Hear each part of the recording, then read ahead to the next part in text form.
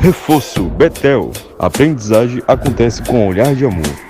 E Prefeita Betinha Magalhães oferecem Jornal Mundial.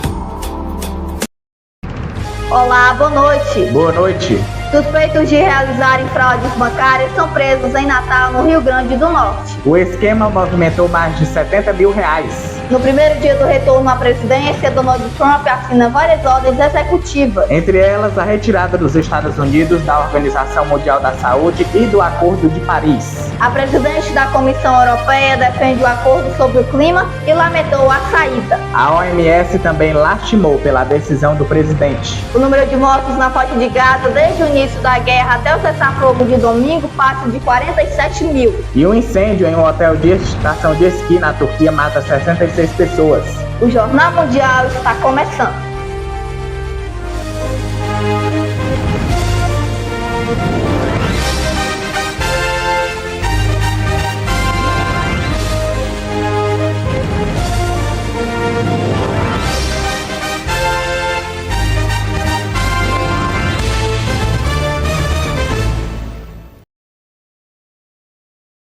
Dois homens foram presos na manhã desta terça-feira em Natal, no Rio Grande do Norte, suspeitos de integrar uma associação criminosa especializada em fraudes bancárias. De acordo com as investigações, eles usavam documentos de identidade falsificados para abrir contas em nome de terceiros e realizar empréstimos fraudulentos em bancos digitais. Segundo a Polícia Civil, o prejuízo causado à instituição financeira ultrapassa R$70 mil, com pelo menos 6 empréstimos feitos de forma irregular. As prisões ocorreram na comunidade Leningrado, no bairro Planalto. A operação foi deflagrada pela polícia especializada em falsificações e defraudações de Natal. Foram cumpridos 2 mandatos de prisão preventiva e 5 de busca e apreensão. Durante as diligências, aparelhos eletrônicos utilizados nas fraudes e um veículo de um dos investigados foram apreendidos. Os suspeitos foram encaminhados ao sistema prisional, onde ficarão à disposição da Justiça. A Polícia Militar investiga se agentes da corporação estão envolvidos em roubos de bocas de fumo de São Gonçalo e Itaboraí, na região metropolitana do Rio de Janeiro. Segundo a investigação da Corregedoria, em alguns ataques os traficantes acabaram sendo mortos e os investigados baleados.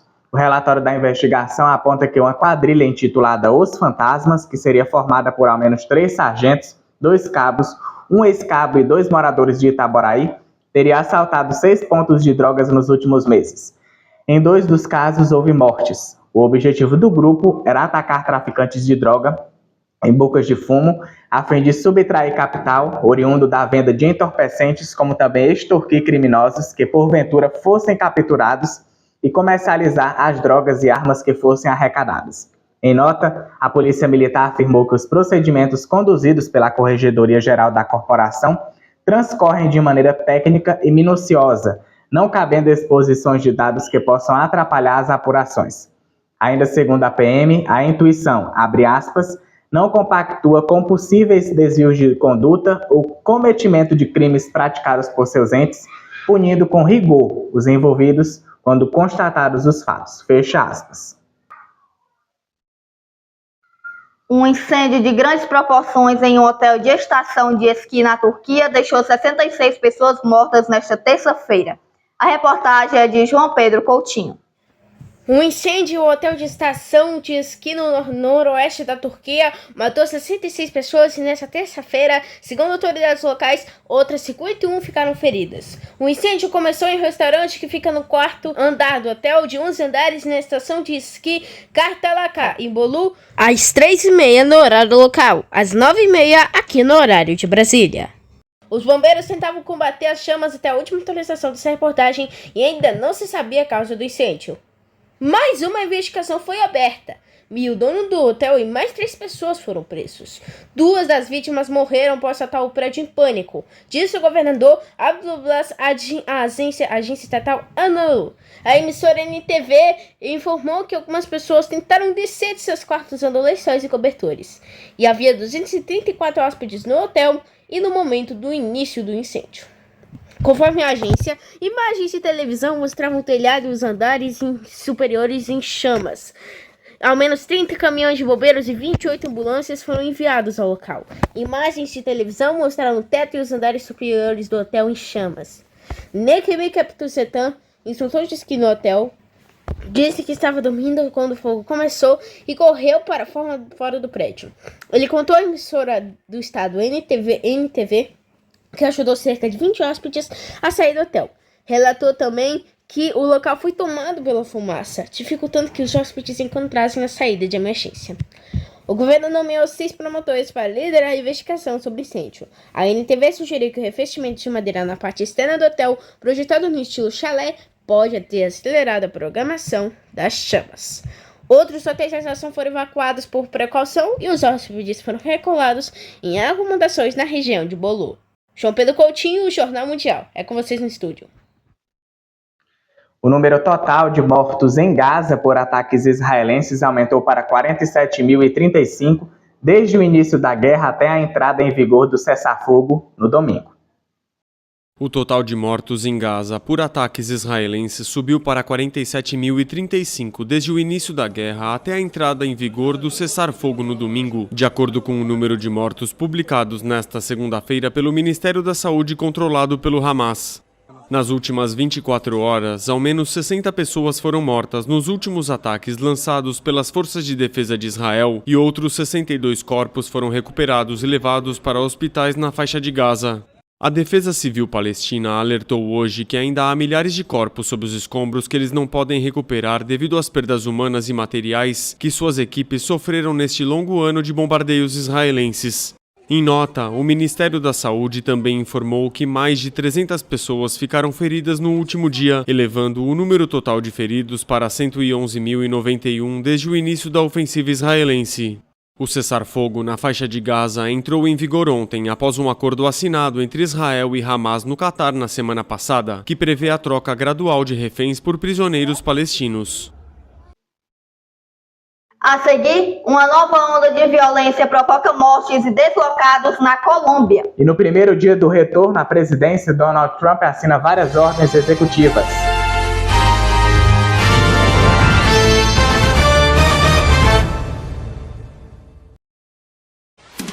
Jornal Mundial é patrocinado por Prefeita Betinha Magalhães, Deputado Estadual Sérgio Aguiar, mais Ceará, mais desenvolvimento. e Reforço Betel.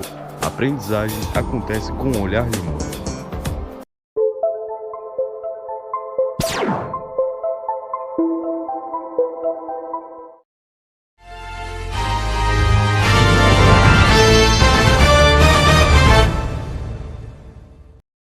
A violência de guerrilhas continua a gerar vítimas na Colômbia. 20 pessoas morreram em confrontos no município de Calamar. Milhares se refugiaram em Cúcuta, na fronteira com a Venezuela. Milhares de pessoas deslocadas por uma nova onda de violência guerrilheira no norte da Colômbia se refugiaram na cidade de Cúcuta, na fronteira com a Venezuela. A prefeitura habilitou o estádio General Santander para receber os refugiados. Desde a última quinta, rebeldes do Exército de Liberação Nacional e dissidências das Farc, que se negaram a assinar a paz em 2016, se enfrentam pelo controle de Catatumbo, região estratégica para a produção de cocaína. A população civil ficou em meio às balas e também é alvo de assassinatos seletivos, de acordo com autoridades. Pelo menos 20 pessoas morreram em confrontos entre duas facções inimigas das dissidências das Forças Armadas Revolucionárias da Colômbia nesta segunda-feira. Os combates no município de Calamar eclodiram entre homens sob o comando de Calarcá, chefe de um grupo que negociava a paz com o governo, e Ivan Mordisco, líder rebelde que não assinou o acordo de paz de 2016 com as extintas Farc. Com mais de 50 mil hectares de cultivos de coca, Catatumbo, no noroeste da Colômbia, é símbolo de uma guerra interna no país. De acordo com a Defensoria, somente em 4 dias, pelo menos 11 mil pessoas foram deslocadas para fugir da violência. A organização advertiu que o país está diante de uma das crises humanitárias mais graves que a região já enfrentou. O presidente Gustavo Petro, que apostou em uma saída negociada para o conflito, ordenou a suspensão das negociações de paz com a guerrilha do Exército de Liberação Nacional, que acusou de crimes de guerra. O presidente dos Estados Unidos, Donald Trump, anunciou na noite de ontem que vai indultar as pessoas que participaram da invasão do Capitólio em 6 de janeiro de 2021. Ele ainda assinou decretos mirando os assuntos como imigração, energia, o Acordo de Paris e a retirada dos Estados Unidos da Organização Mundial da Saúde. Além disso, prometeu impor tarifas e impostos a outros países em seu discurso. Diante de apoiadores, nesta segunda-feira na Capital One Arena, em Washington, o presidente dos Estados Unidos, Donald Trump, afirmou que vai assinar decretos para indultar as pessoas condenadas por participar da invasão ao Capitólio em 6 de janeiro de 2021, as quais chamou de reféns. Hoje à noite vou assinar os perdões dos reféns de 6 de janeiro para libertá-los. Vou ao Salão Oval e assinarei os perdões para muitas pessoas. And as soon as I leave, I'm going to the Oval Office and we'll be signing pardons for a lot of people, Em 6 de janeiro de 2021, uma multidão de apoiadores de Trump invadiu o Capitólio para tentar impedir a certificação da vitória de Joe Biden. Cerca de 1.270 pessoas foram condenadas. O presidente americano Donald Trump assinou uma série de ordens executivas na noite desta segunda-feira após chegar à Casa Branca. O republicano assinou decreto para tirar seu país da Organização Mundial da Saúde. Ao assinar a ordem, Trump disse que os Estados Unidos pagam injustamente mais que a China ao organismo da ONU.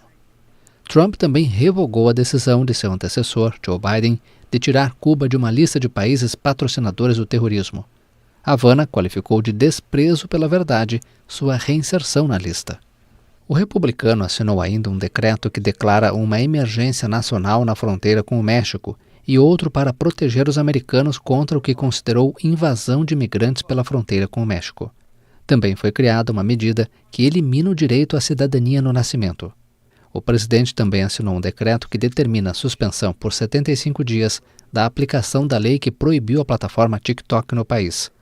A lei, aprovada pelo Congresso em 2024 e que entrou em vigor no domingo, impõe à empresa ByteDance, dona da plataforma, a venda da companhia, sob pena de proibi-la no território americano. Ainda há um decreto para declarar os cartéis mexicanos como organizações terroristas e outro que indulta as pessoas condenadas por participar da invasão ao Capitólio em 6 de janeiro de 2021. Pouco antes, diante de apoiadores na Capital One Arena, em Washington, o presidente assinou uma ordem executiva para tirar, pela segunda vez, os Estados Unidos do Acordo Climático de Paris, um ato desafiador para os esforços globais para enfrentar o aquecimento global, enquanto eventos climáticos extremos se espalham pelo mundo.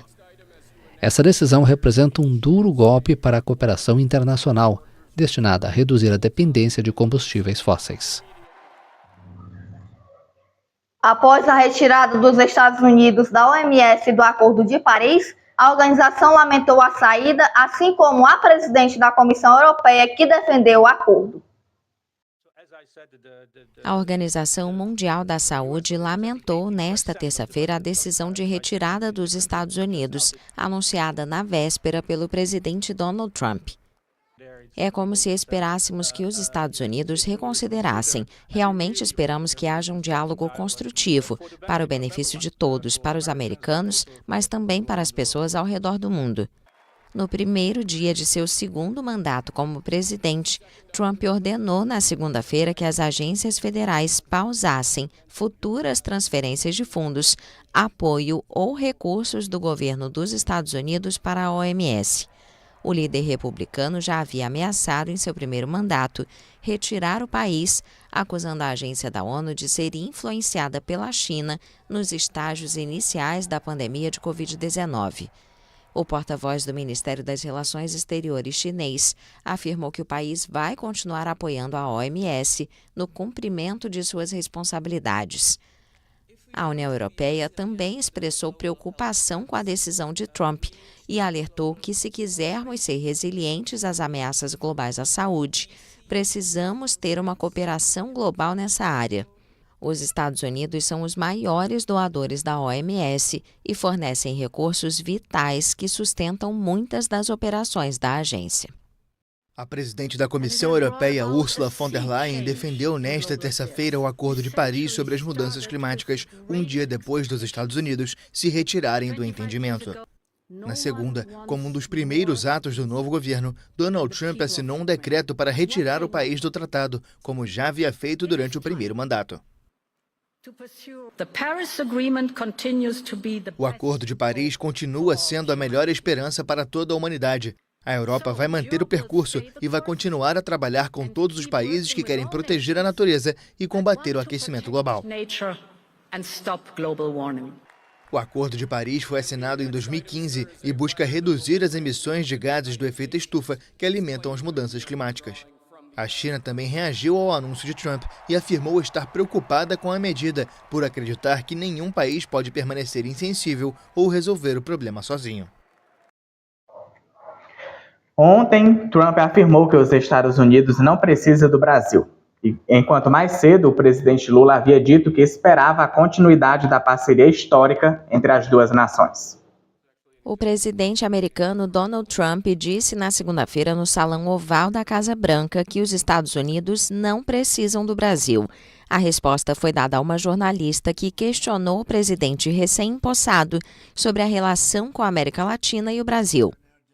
Ótima, deve ser ótima. Eles precisam de nós muito mais do que precisamos deles. Nós não precisamos, eles precisam de nós. Todo mundo precisa de nós. Horas antes, o presidente do Brasil, Luiz Inácio Lula da Silva, manifestou o desejo de que o colega que voltou à Casa Branca contribua para um mundo mais justo e pacífico e de que os Estados Unidos continuem sendo um parceiro histórico do Brasil. Trump tem um aliado no ex-presidente Jair Bolsonaro, a quem considera um amigo. Impedido pelo Supremo Tribunal Federal de viajar a Washington para a posse do republicano, Bolsonaro disse no sábado que espera que o presidente americano o ajude a reverter sua inabilitação política. O ex-presidente está impedido de disputar eleições até 2030 por ter criticado, sem apresentar provas, o sistema eleitoral brasileiro nas eleições de 2022, quando foi derrotado por Lula. Bolsonaro disse que se considera um preso político, apesar de não usar tornozeleira eletrônica. Para rever nossas reportagens, volte vídeo aqui no YouTube e não esqueça de seguir nossa página lá no Instagram. O JM de hoje termina aqui. Boa noite. Boa noite. Até amanhã.